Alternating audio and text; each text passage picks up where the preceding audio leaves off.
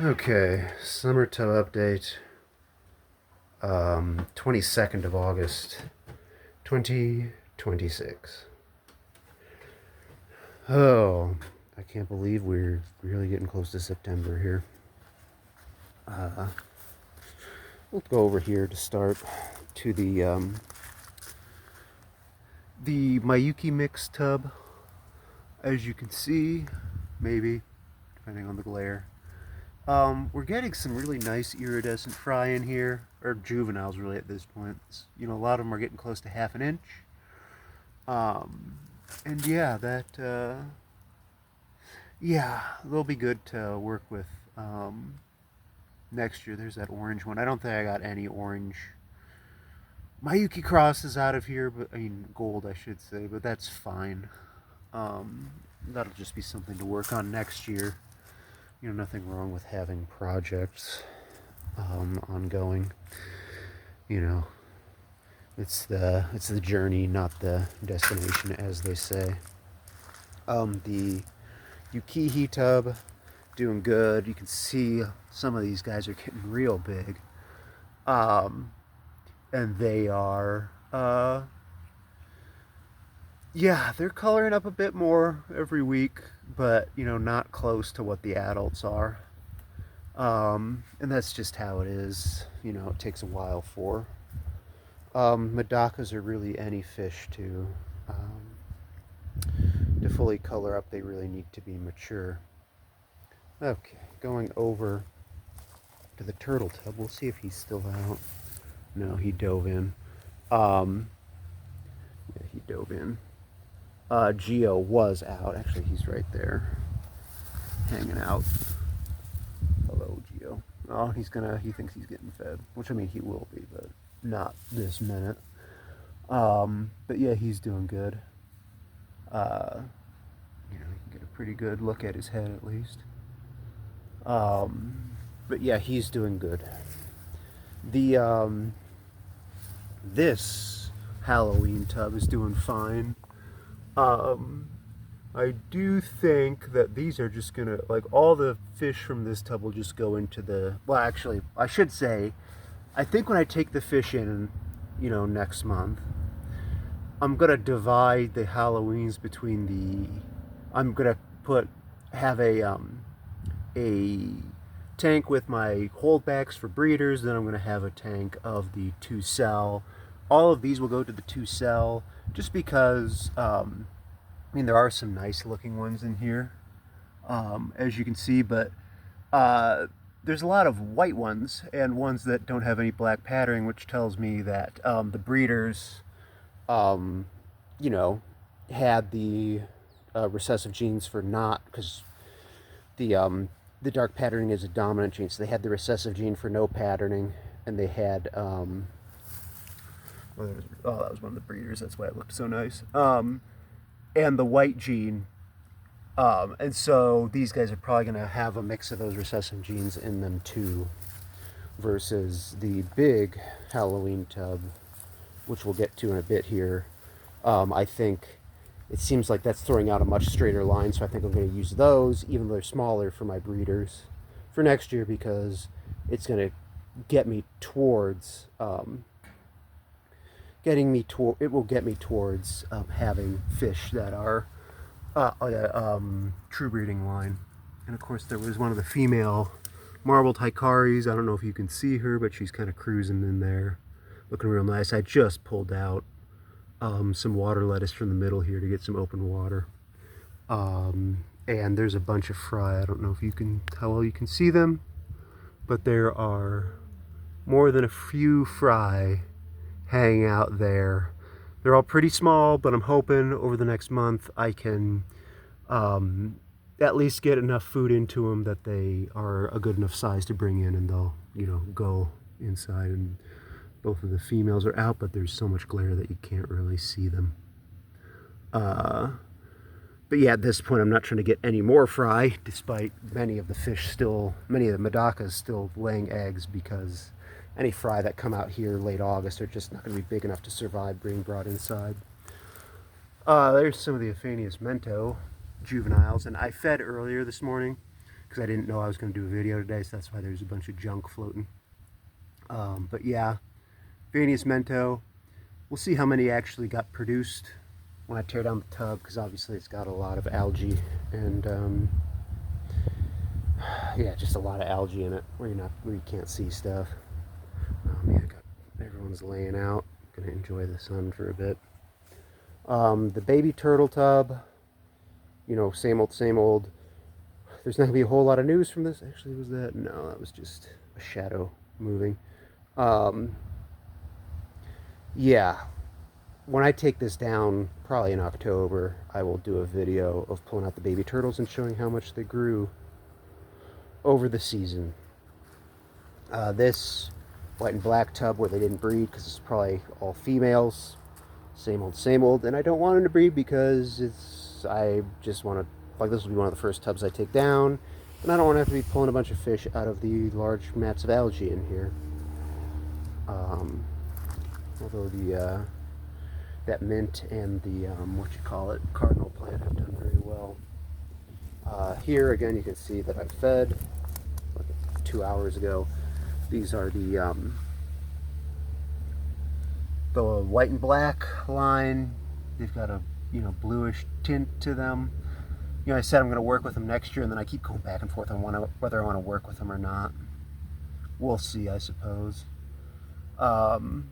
Yeah, this tub, it'll be interesting to see, because there's times where I see, oh, there's a bunch of, juveniles in here, and then other times where it's like, oh yeah, there's maybe 20, which is not that impressive for a 75-gallon tub. But I guess we'll see how it shakes out. Okay, over to the goldish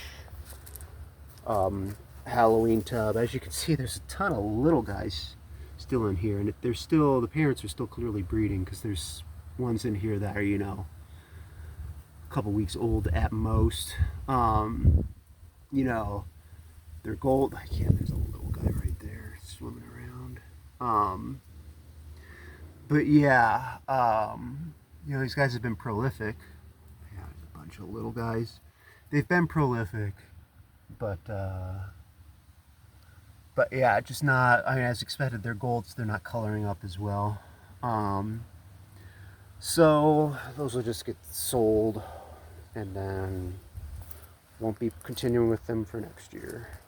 Now this is a tub, didn't have as great of production as some of my others, but you can see already that these Halloweens are coloring up much more of well, not much more, but you can just tell by the look at them, they've got more of an intense orange to them that will continue to develop.